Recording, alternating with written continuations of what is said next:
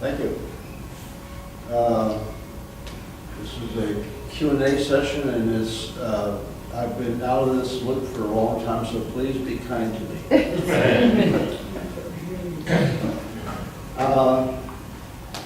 George just mentioned it, but you know, I love to play this one every so often, so I'm going to do this one, and hopefully we'll.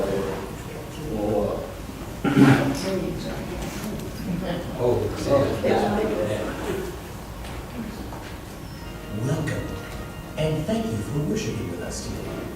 For the consideration of those around you, kindly turn off all cell phone, electronic, and messaging devices at this time. Yeah, a little louder. If your device should go off during announcements today, in addition to your regular weekly offering, you will be fined $25. Should your device go off during the concert, the fine will increase to $50. If your device goes off during our sermon today, you're going to hell. Now. Remember, God wants your complete attention.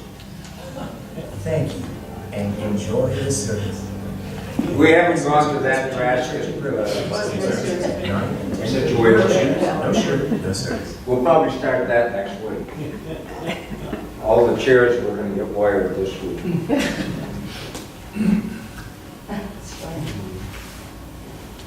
Anyway,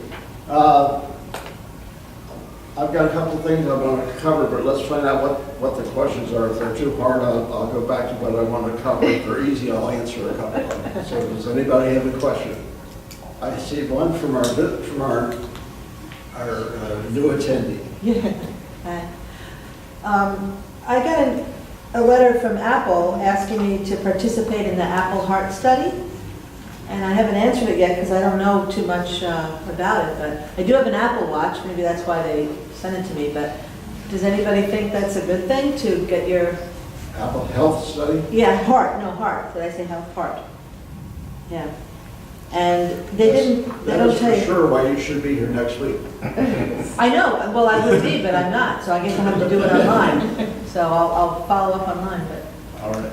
Well, Bill, do you have any thoughts on that? Has everybody gotten that email? No. Because I got it also. Oh, you did too? Me too, yeah. George also has an Apple Watch. I got that. No, it's a Apple heart. Watch? No. Is it for your watch Yeah, or for your Well, I don't heart? know, I have a watch and a phone. so- I think they're I monitoring. think it requires a watch. Yeah, I'm sure it's going to require the watch because they're trying to see how can the watch, Right. help diagnose issues. Well, I can say one thing about that. I know someone that got the band that checks your heart rate. This person has AFib. Yes. And this is like through a third party. She was very worried because she could not tell when she was in AFib. And this band, which costs $200, tells her. The band is made by a company called Kardia, Kardia. The man that owns it used to work at Google. And besides the band, they make this little, if you look it up, this little thing, it looks like a piece of gum. If you put your fingers on it and you have the app on your phone, it'll also tell you if you're having heart issues. And there's supposedly been 2 stories of people that had the band, that one guy was losing blood, which I don't know how he couldn't know he was losing blood, but anyway. Sometimes through the bowel or something. Yeah, he ended up in the emergency room and said, the band saved his life. Wow. So that's Well, probably, I've heard people say that AFib was noted on their Apple Yeah. Watch too, yeah. but So you have that's to what have the they're- special band. Not for the Apple Watch. Well, according to Kardia, maybe Apple Watch bought, I don't know. Look it up, Kardia. Oh, so you think, no, the regular Apple Watch tells if your heart rate goes above whatever amount, it doesn't say you have AFib. You know what, this diagnosis. Kardia also sends it to your doctor. Yeah, oh, I see. So that's probably. I think that's what they want to do with the Apple Watch. Yeah. That's what I was wondering. Is anybody thinking they might do that, join the study? Don't have a watch. I would just like to comment, I've been involved with clinical studies over the years in my previous profession before I retired. It could be that they're also trying to gain more information on the general population, and that maybe you may be one of their normal subjects. On the other hand, it's just a decision of whether you want to be hooked up to something like that. Right, You know, and they may ask other questions, but they should have a way of keeping all that secure. right. How did you feel being a party in the study? You know, It was- I'm concerned with this. I would be, at this point, I would be somewhat hesitant, but I would not just say no yet. I would find out from somebody else, maybe more information. Bill? I would encourage it, because I think the more information they get, the better outcome they're going to have. And that's what these medical studies are about, That's true. to find the best way of life for all of us. Mhm. And I think you can trust Apple with your data, up to this point anyway. All right. I kind of feel like that. Another question. Jerry, like most of us, I have many apps on my phone on different screens, many of them in folders. Sometimes I forget where a particular app is and can't find it. So I would go to the search function by swiping to the right, there's a search field, and enter that app. Now, all it does is show me where it is on the web, and it doesn't locate it for me in my phone. It used to take me right to that app and tell me where it was. So is there a way to search now and find the app easily on my phone? I think Marty covered You that. should have last week. I was not here last week, so. Well, I understand there's Mark, more. the notes are on the way. Said that he didn't know how to do it. Right now. Is that right? Marty doesn't know how to do something? It's on the web. I posted the notes last week. All right, so the answer is to look on the web. Question, I wasn't here last week, but are you saying there may be an app associated with this study? That's a separate No, I'm not question. talking about the study, just Okay. any app on my phone. Okay, yeah. So you can't tell me quickly how to do that, Marty? Put your finger in the middle of the search bar comes out at the top. Yeah. You might have turned off what it searches. Here's the search bar, At the top. right at the top. Go to your home screen. All right. No, the way Marty showed us, you don't have to be on the home screen, which I never knew until I listened to Marty. So make a note, Don If you're learned on- something from me. If you're on any screen and you pull down, the search bar comes up at the top, but that is not as robust a search function as the one you get from the home screen and swipe to the right. It's not the same search function that comes up, but if you're just trying to find an app, it works fine. But it doesn't tell you where it is. It doesn't know. Did you do the last update? It doesn't take me to it. Did you do the last update? Sir, who asked the question? Did you do the last update? Yes. Okay, because now it's coming up. I just tried it. It's the first time I've ever had to do that, but it comes up and it says what folder that app is in. That's what But it didn't Really? used to do It that. says it. Yeah, To the right. to the right Oh, it says. And it like, doesn't matter, that's the same Well, I function don't know. everywhere. But it didn't used to do that, did it? Did it used to say? I don't know. I typed in Apple Heart Study and it came up as an app. Is that part of it? No, they're not. They're talking. We're on about a different something subject. else. I can take us back, I guess. We have to search apps. So Scott, I'll show you later. Okay. How about you haven't put the whole thing in, maybe put in. The bottom line, Scott, is Carl's got a Didn't question. used to. Carl? Yes, I went to empty my trash the other day, and I found some folders in it that wasn't supposed to be there, and I need to know how to get rid of them, or how to, what to do with them. I found an applications folder, a library folder, and system folders in the trash. Whoa. They shouldn't be there. Oh, wow. So your question is, how did they get there and how do you get them out? How did they get there and what, I can't delete them, but if I try to delete them, it says they're in use. So, Can and I don't know how to move them back. try to drag You you recover out? this? I have tried that. I'm not sure that's forward I dragged them to. You ought to be able to drag them out of the trash. To where, just to the home script, to the desktop. if you right-click them, it'll give you an option to put back, So I don't think the I watch, believe, You got to put back. where it came from. this is gonna be a week to study this. Did you hear that, Carl? If you right-click on the folder in the trash, Yeah. it'll give you an option to put back where it came from. Okay, I'll try that. Right click or control click, it's the same thing. Yeah, inside. Hold over. You look at it from different directions. Anybody else? All right. Well, then let me cover a couple things that I had, and then maybe we'll go out for lunch or something. I have been bothered by spam phone calls. Yeah. Yes. I have Comcast as my local service provider, and I probably was getting about 15 calls a day. With local telephone numbers, looked like they were from Naples. Yeah.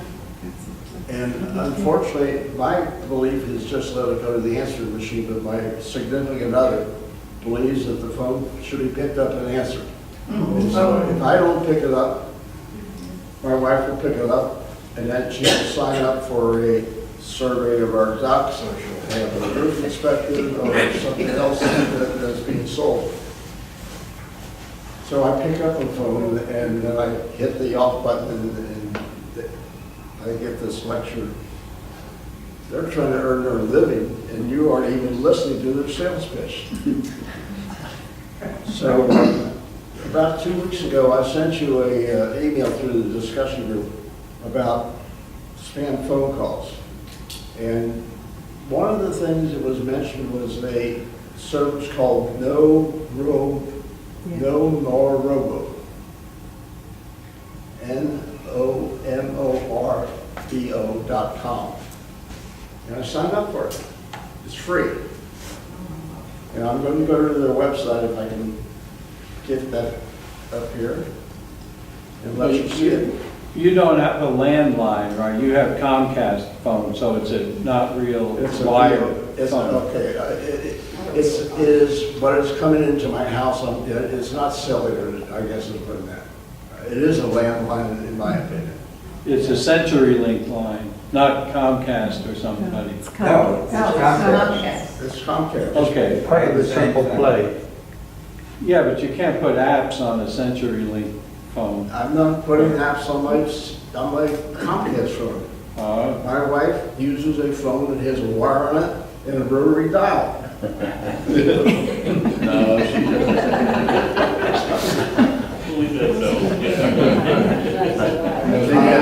What I thought was Not a the rotary dial, but it's Now I have Verizon.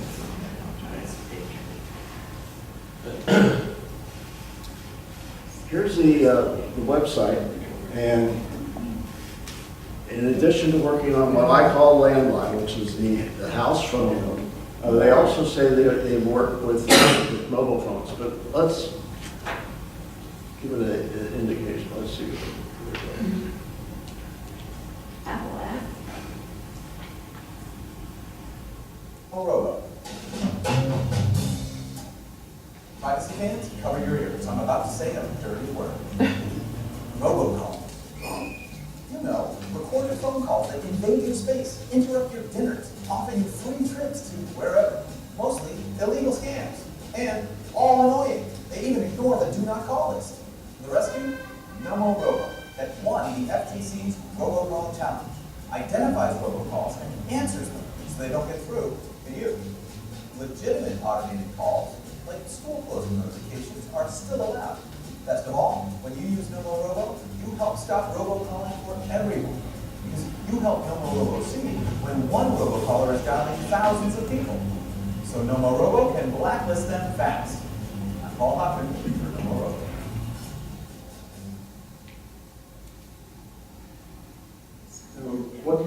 What I had to do is, I signed up for it, and what they do is, in the Comcast system, and most telephone companies, landline type telephone companies, offer this, they call it an advanced calling feature. And you can send into it that when a call comes in, it will ring more than one telephone number. So people who want to have their landline calls ring on their cell phone, they can put their cell phone in there, and the calls coming into their house will ring on your cell phone also, and you can pick them up. What No Robo does is they give you a number, which is them. So your phone rings once, their system detects a ring, looks at the person who is calling, and looks at their 5 million or so bad callers, and picks up the phone. Your phone doesn't ring the second time, so my wife doesn't pick up the phone anymore. And if it is a spammer, they ask her to do a catch ticket type thing where they have to respond to show that they're a real person. Well, obviously they're not a real person, they're a computer. And so the call never gets to you. If somebody calls and they're a legitimate call, meaning that they're not a spammer, the phone will ring the second time, the third time, and you can pick up. So all I have to do now is train myself not to pick up the phone after the first call. I pick up the phone after the second ring, and it's the person that's trying to reach me.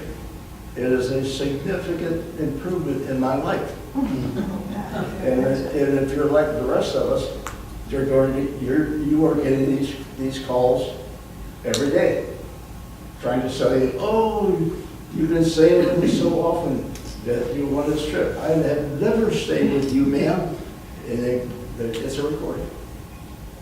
So I encourage you to check this site out. No Romo. Jerry, does it cost money? Yes. It is free, at least for the Comcast. I think it is free for cellular. Well, I just looked it up and it said it was $1.99 a month. That must be for cellular. Yeah.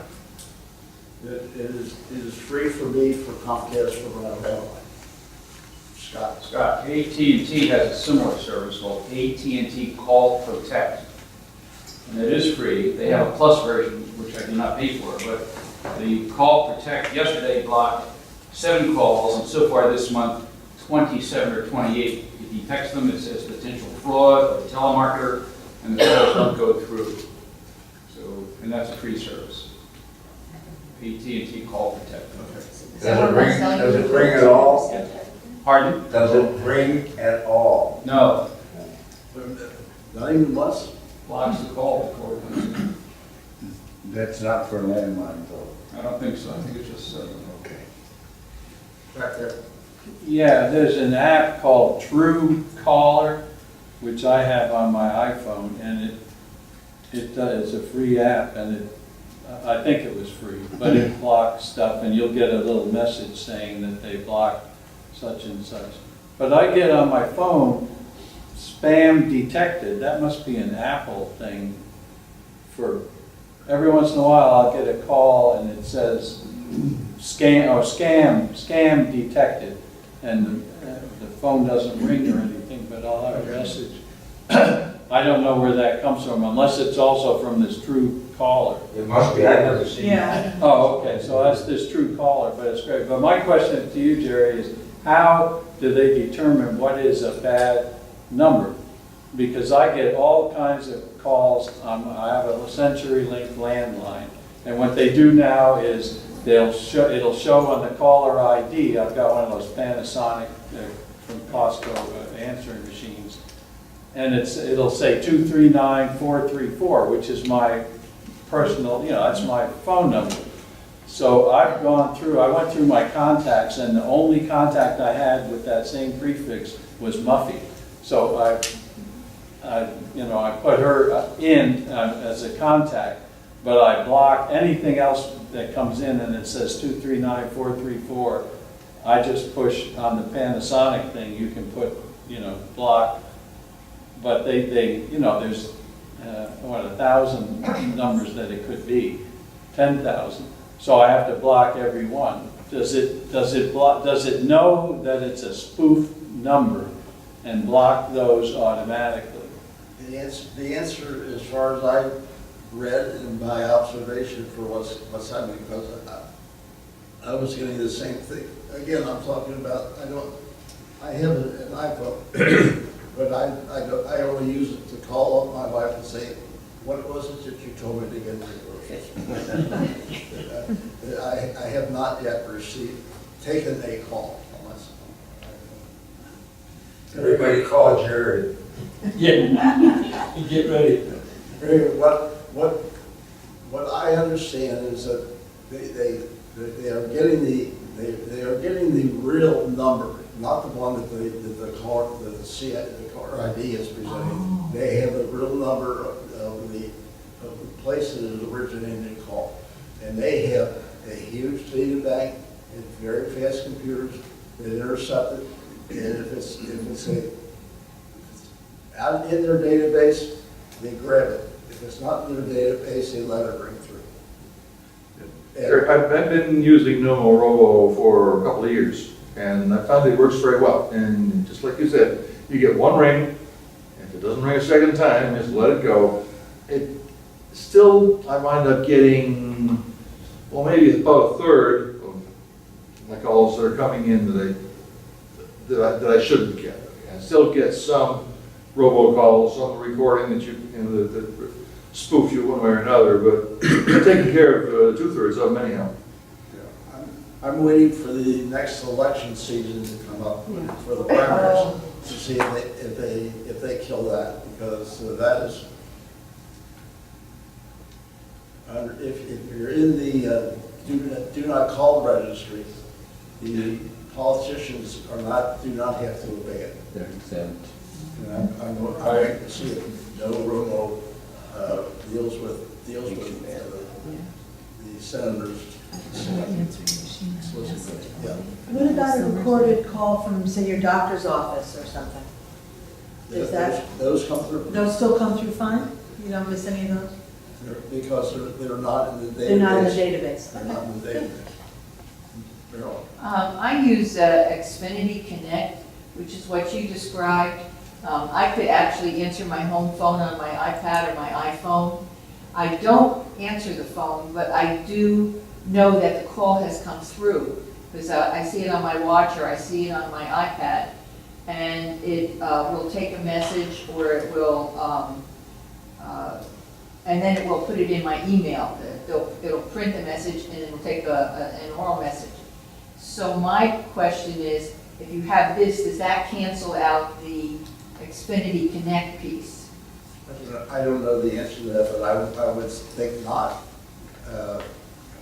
I would assume that. That it will eventually go through? Yeah. Okay.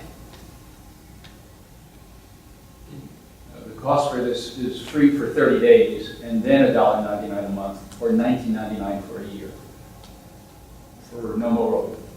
For your cell phone. Yes, 30 days free, then $1.99 a month, or $19.99 for the year. Okay. That is for cellular service. For landline, which Comcast qualifies as landline. No charge. It is no charge. Great. Any other comments? All right. I only got one more thing to do. Close.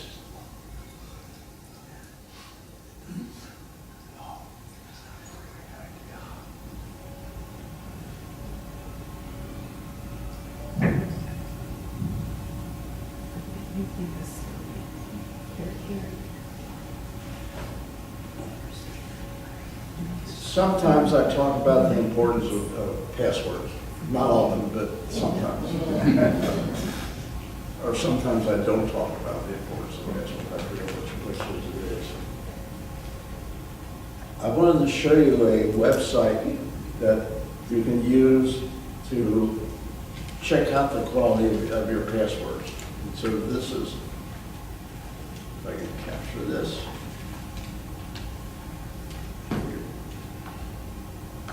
Get back into Safari.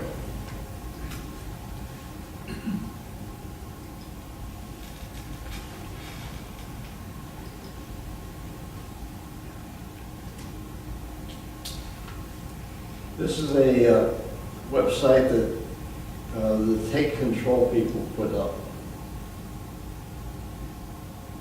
And you put in your password. So if your password is 1, 2, 3, 4, 5, 6, 7, you get this evaluation of it that it's instantaneous solution. It takes no time for the bad people to track the password. So let's add some more. 8, 9, still instantaneous. Some more. It's not going to work. So the most favorite password is PASSWRD. That's not good either. 7. Not so good. Who has a good password that they'd like to try? Let's try Apple.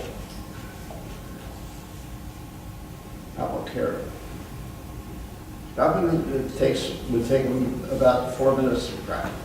How about I forgot? I forgot. So please change your password. Jerry, Yeah.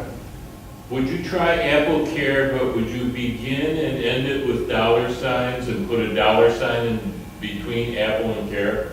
I'll put a $sign right here. Yeah, and then a $sign at the beginning and a $sign at the end. Oh, no, it's not That fits in. Apple Scare. An hour. 55 minutes to crack that. You gotta change your password too, Joe. Well, yes. I thought that was a clever trick. It was to use something memorable or something from your life, but space it with non-alpha characters. That improves it somewhat, but still 55 minutes. It's always expensive. Centuries or something. 30 years. Centuries. Oh, great. So this phrase, red shoes overhead, so it would take centuries worth. That's a lot of seconds. So you can use words that you would remember, but there probably ought to be about 4 or 5 of them. So length over cleverness. The number of words covers it. This improved it pretty. I'm really kind of surprised by that. What? Because I said I'm very surprised by that because those are 4 recognizable words, not much connection between them. And that's the point, is that it is not a phrase that is in literature. Because they got all of the books in there, and so if they start down the track, they will have found that phrase. I have to plead ignorance as to what entropy means in this context. Entropy is a measure of basically how hard it is to crack. Entropy, I forget from my engineering days, but entropy real entropy is always increasing. But, Real entropy is what? always increasing. Always increasing. Always increasing. But that's not, that is not what is used in this sense. Jerry, what's this website? I will get back to that in just a second. George asked what the website was, so let me see if I can get back to there.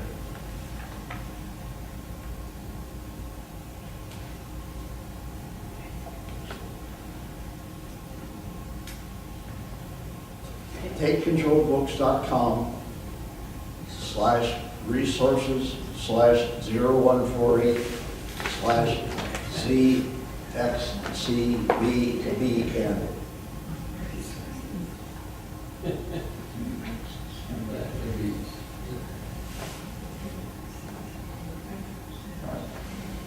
Now, Can you get that up there for just a second, Jerry? oh, I'm sorry.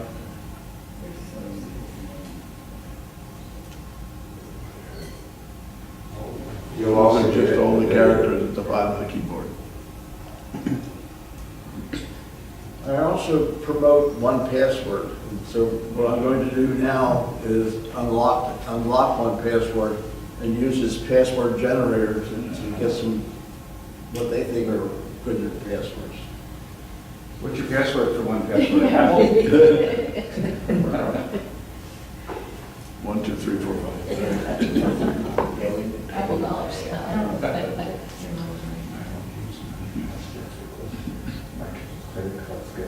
So here's an 18-character password. Let's get no digits, and let's get down here to about 10 characters.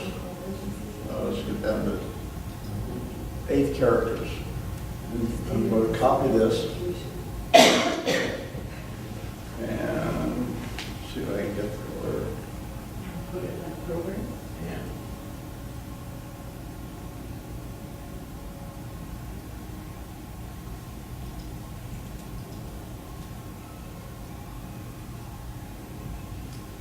That password, which has 8 characters, says it's good for 85 years, and they're cracking out for the secret.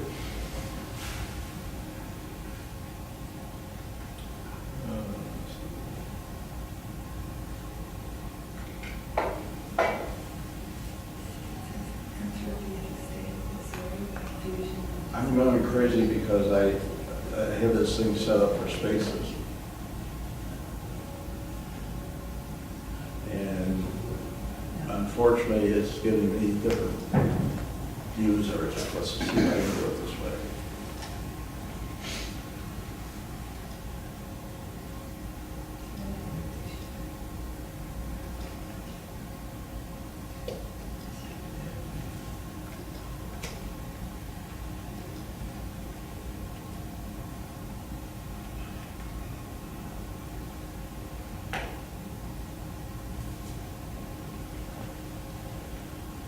Five characters and 1 digit. So here.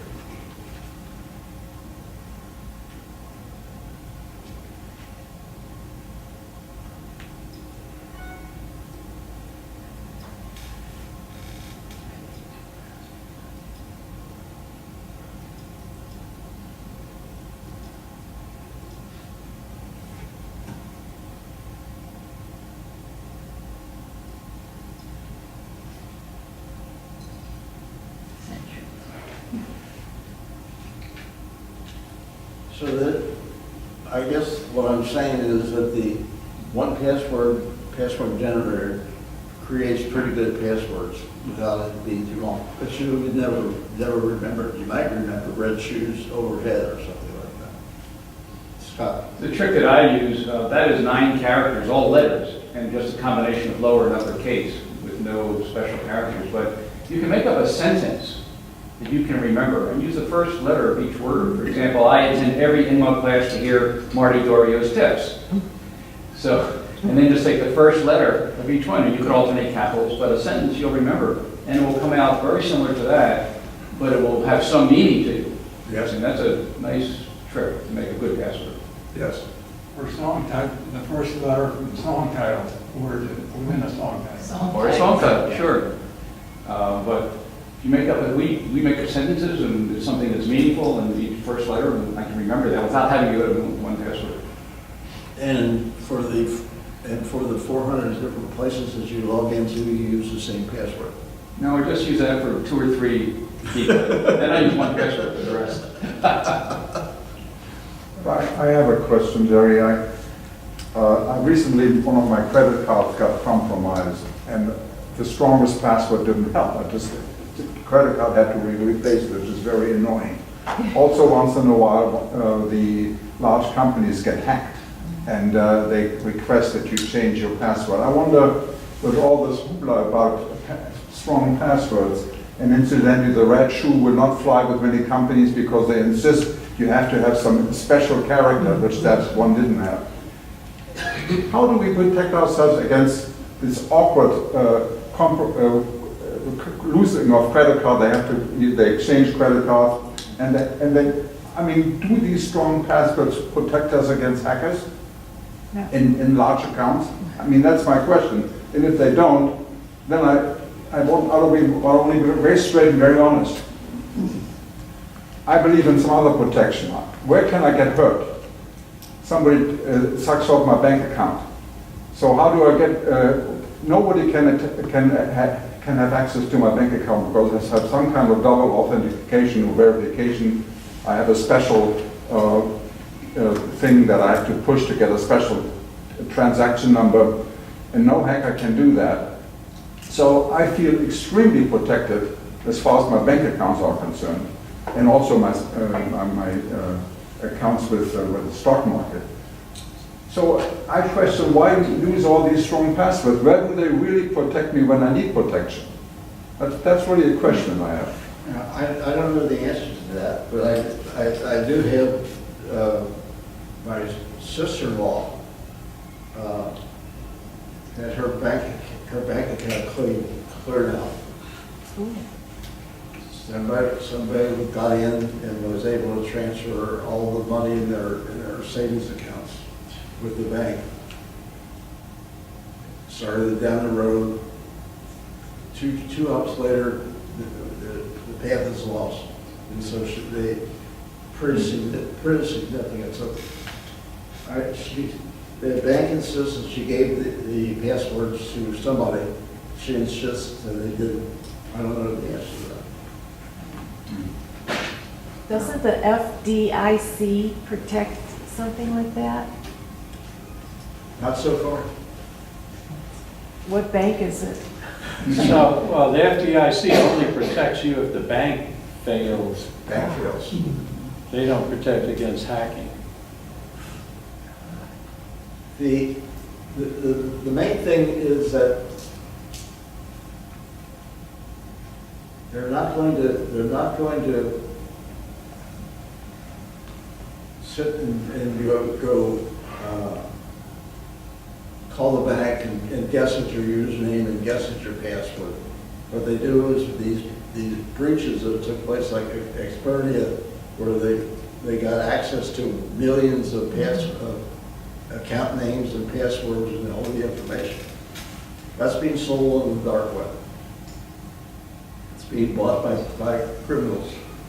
And then they go every place and they just try these combinations to see whether or not the resource that they're probing has an account in that name and that password. It's pretty bad. Jim? Lately, anytime I've been offered the option of two-factor identification, I've used it, or two-factor authentication, I've used it. Actually, Comcast has it for its DVR service, remote DVR service, but mostly it's been financial institutions that offer two-factor authentication. And that seems to me to be, at least for the financial aspect, a foolproof way of protecting yourself. That is a very good feature. In fact, that's probably the reason I got an iPhone, because I wanted two-factor authentication. It feels like a lot like you said when you had your identity stolen a couple of years ago, that the IRS provides you with a singular PIN, not once, but every year. Every year. That feels to me like a two-factor authentication kind of deal. Yes. Carl? Yes, when I originally set up one password, I put a fairly simple password for the main password. Now I've got one password on like 5 devices. How do I change that main password on all those devices at once?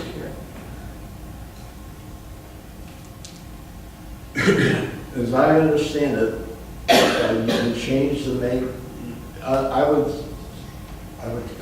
call them, but what I think you can do is, you do have the ability to change the master password. And I would do that on your computer.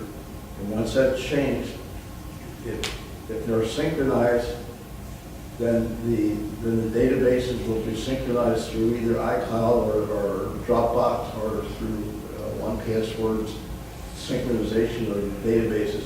and it should ripple. But I wouldn't change it without talking to Ed Jovis about that, but I think it can be done.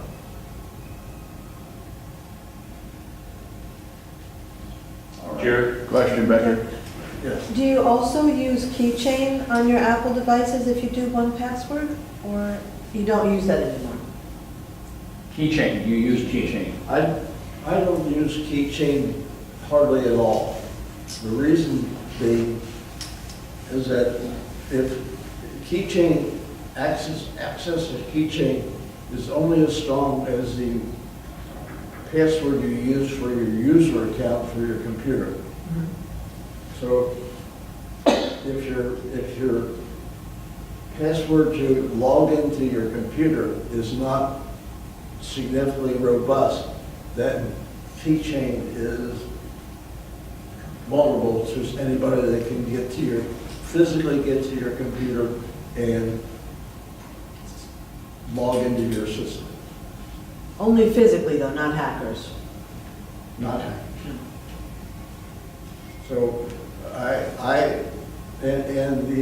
the other reason is Keychain is for your Apple computer, but if you use non-Apple devices, Keychain doesn't come Right. across. Yeah, no, I don't. Jim? One of the things I find amazing about 1Password, I've had it on my laptop for probably 6 years now, ever since I first learned about it here, is that once I bought it, I've not had to pay for anything since then. And every time it's been upgraded, there's never been any charges. That's the old version. The new versions are all subscription versions now. Is that right? Yeah, Bart is right. They changed their economic model to where they offer a subscription basis, so much a year, with multiple users, so you can have a family type account, multiple accounts. And but as far as I know, I'm like you. I'm still using I paid once for it. And as far as I know, I have the same features and functions that the subscription does, except I can't have multiple people with multiple accounts. If you do a subscription, could you do that for multiple devices? In other words, if you do a subscription 1Password, can I put my iPhone and my iPad on it too? Yes. Yes. And it's the same price? I think so. Yes. I think so. Okay. So we don't have anybody here that really, I assume that the subscription one was, had more features. No, I don't think so. The features are, the subscription thing gives you the ability to use their server instead of Dropbox or iCloud for the storage of your database. Okay. And it gives you the ability to have a family plan, so that, in my case, if I were to go to the subscription model, my two daughters could have their own subset databases under my bill. But I can do that on my grandfather's version. My wife has her own vault with her own passwords. Okay. It's either way, it's a good deal. Yes. It's like super duper. I don't know how that guy stays in business. Me too. He keeps putting out revisions, and I paid my original price 10 years ago. Yeah. Longer than that. Comment about the keychain we were just discussing. If you back up your iPhone or iPad through iCloud, you can also back it up through using iTunes manually to your computer. And when you do that, you're given a choice to encrypt or not to encrypt the backup. Yes. If you do not encrypt the backup, The keychain passwords are not backed up.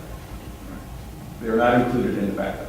Oh, really? So if one wants to back up an iDevice through iTunes on the computer, you check the box to encrypt the backup, and the health information and passwords in Keychain will be backed up.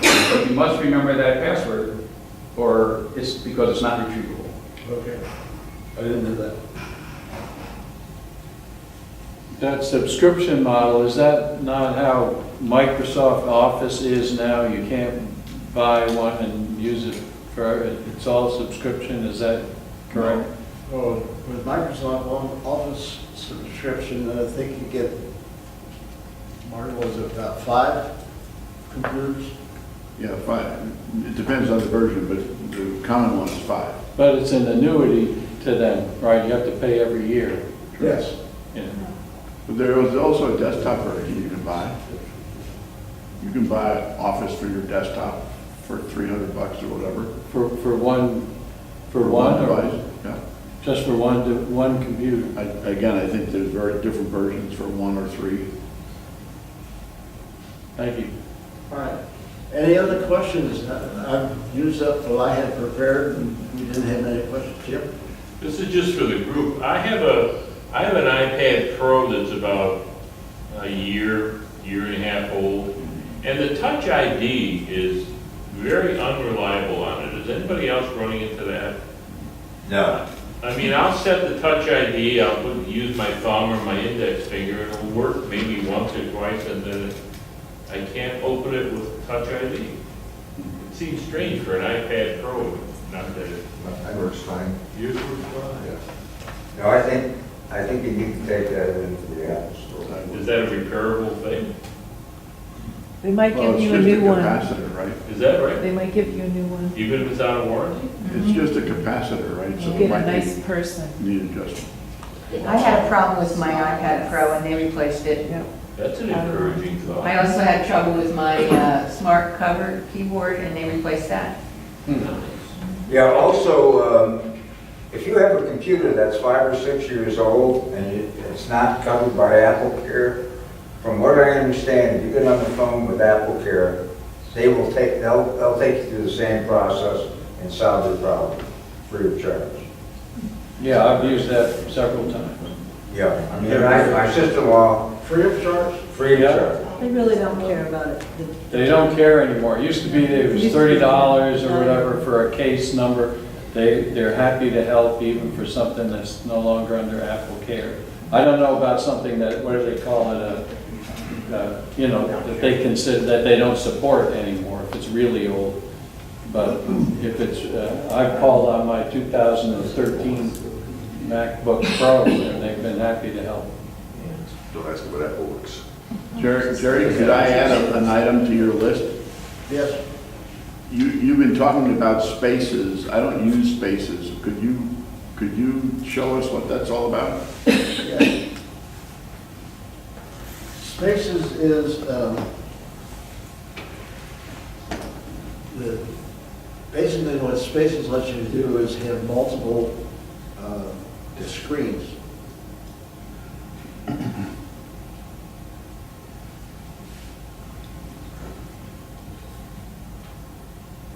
Multiple desktops. I think there's four desktops here. Desktop 1, How'd they get there? desktop 2, desktop 3, and desktop 4.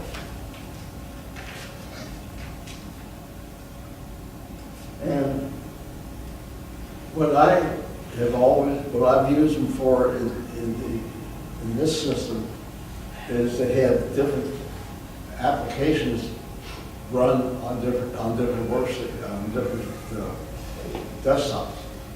So that when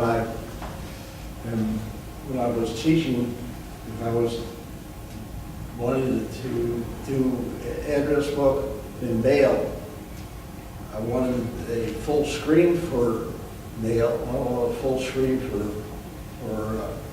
address book, but I want to be able to go back and forth between them. And what you're able to do in the dock, here I have, this page is running here, and I control click on it.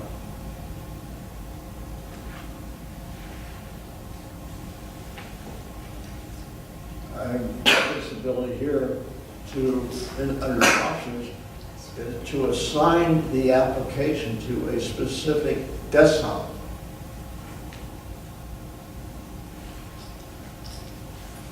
So if I bring up Safari, you see that Safari is putting me on a gray background desktop. This was putting me on a different desktop. And if I bring up Mail, a third desktop. So depending on which application is running, I have a different desktop that I can get to. And you're Now, doing Bobby's that- question is, how do you go about setting this up if you want to do that? In essence, if I remember correctly, that's the system preferences.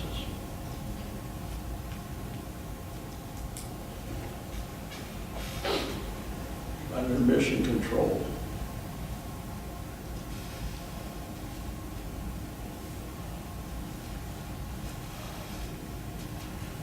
No. Not that. Jerry.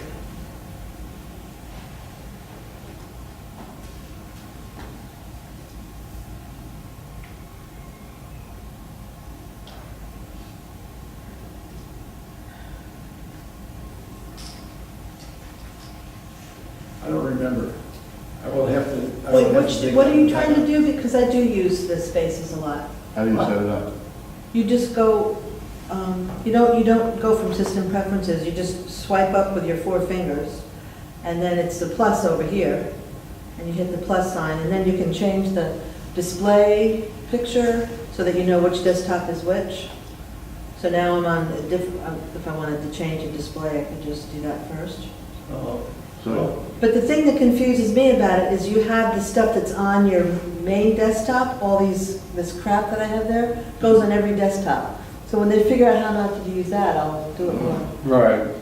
Yeah. What she's mentioned is, I invoked mission control to use my desktop. Over here is the plus sign. So I can keep adding desktops. oh. So that's in the in mission control, you do that? I think that's where I am.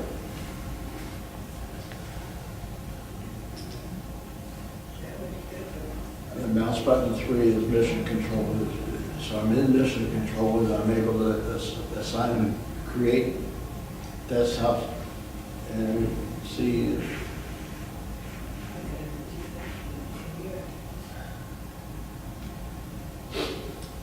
There's an X to get rid of, and you can change the order. And I'm able to switch between them using the command and the tab keys. But basically, I started using it for demonstration purposes, so I would have a screen that was clean and not as cluttered as I normally work on. I don't use spaces that much at home, but on this I built. Can you have one application on multiple spaces? Do you have an application on multiple screens, or do you have dedicated? Maybe you didn't ask that correctly. Can I have the same application Yeah. on 2 or 3 spaces? Yes. Doing different things? Right. No. Because you can't do that when they're side by side. Right. Yeah, you can have a new window. You open a new Safari window or something. Yeah, you use in multiple windows, but if you only have one window open in an application on a space, if you go to another space, it'll be the same application window. Sherry, how did you say you got that mission control screen? System preference. but my screen doesn't look like that. I'm using mouse button 3 on my, on this mouse, which is the, You're using what? Mouse button 3. I'm invoking mission control. I'm in the mission control system preferences, and down here I said I want mission control to be either F1 or mouse button 3. The application windows is here and to show the desktop. So these are the function keys I've assigned for mission control. So if I hit F1, it brings me that. If I bring F2, shows all the windows open for all the documents open for an application. F4 gives me the clean desktop, puts everything to the side. And mission control is here.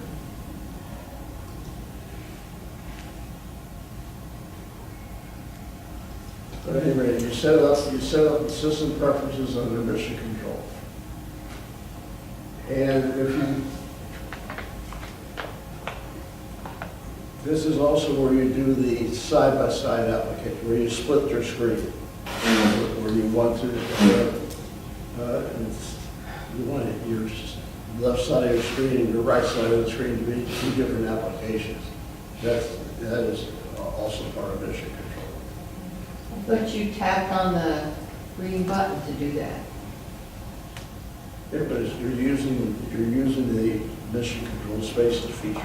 Oh, okay. But Cindy is right, if you have a messy desktop, it goes to all of the other. Yeah, the desktop, if you have things on your desktop, they go along. Yeah. The important thing is, this is not what my desktop looks like at home. Not my desktop. But if you have a clean desktop like this, then when you go between tabs, then you are able to have a clean one, and you'll see just the background. And I use different colors to try to remember which one I'm on. But how can you get different colors if it's mirroring your original desktop? It's not, you just make it say, set display. If you go to, you choose one of them, and then, I think you right click, and what do you do? I can't remember what you do, because I'm thinking about it now. Oh, shoot. You're right, it's right click, It's, you can get it, isn't it right set a new click? background. Oh, yeah, then change desktop background, right. Yeah, oh, okay. So you can make it a color, or you can make it a picture, whatever. When you go to system preferences, desktop and screensaver, then you are able to pick the color for that particular desktop that you're on. Oh, if you're on it, maybe if you're on another one, you can do that. So you can pick this and just pick the green. No, it brings you back to the first screen, though. To do that, it only changes the first screen. You can do it for each of the screens. That way?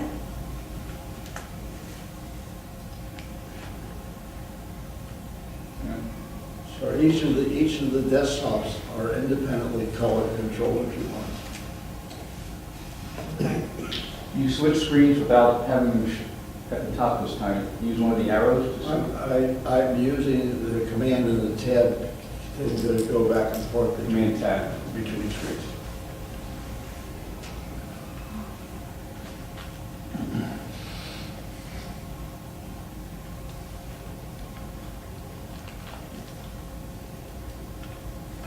And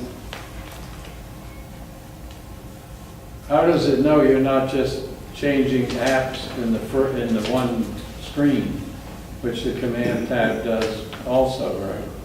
If you only had one screen, doesn't command tabs cycle through your open applications? I don't remember that. Too long. All right, any other questions? Yeah, I'd like to ask Cindy a question. Cindy from New York. Do you find that, because what you're experiencing with the group is you live in another state, you're very seldom in Naples from what I understand. but you utilize the membership to the group. And are you happy with all the information that's I available? am, I read your emails every day, and I'm not everything in them, but the things that interest me, yeah. Oh, I get a lot of stuff from it. We don't have a user group up by me that's near enough. There's one in New Jersey, about an hour away or so, so. So you feel, you look at the videos of the meetings? I don't often enough, but I say I'm going to, but then I've done it a few times, yeah. Because I think one of the futures of this group and most Mac user groups is to figure out how to, have people like yourself join. That really, I mean, between everything we post on the website and all the information that we flood you with daily. Right. I mean, you find it a great resource I definitely do. and well worth the $25 a year. Right. Yeah, because I came to a meeting here or there with Carol, and then somehow, I guess I wouldn't get the emails if I didn't join or something. Right. Yeah. So then I joined a year ago. I just rejoined, so it's the second year now. Do you subscribe to the YouTube? Yeah. No? For videos? No. I don't even know. I don't really know how to subscribe to anything in YouTube. I don't think. All right. So if you show me, I will. We'll call it a day. Remember next week, bring your iPhones so you can set up your health records. Thank you.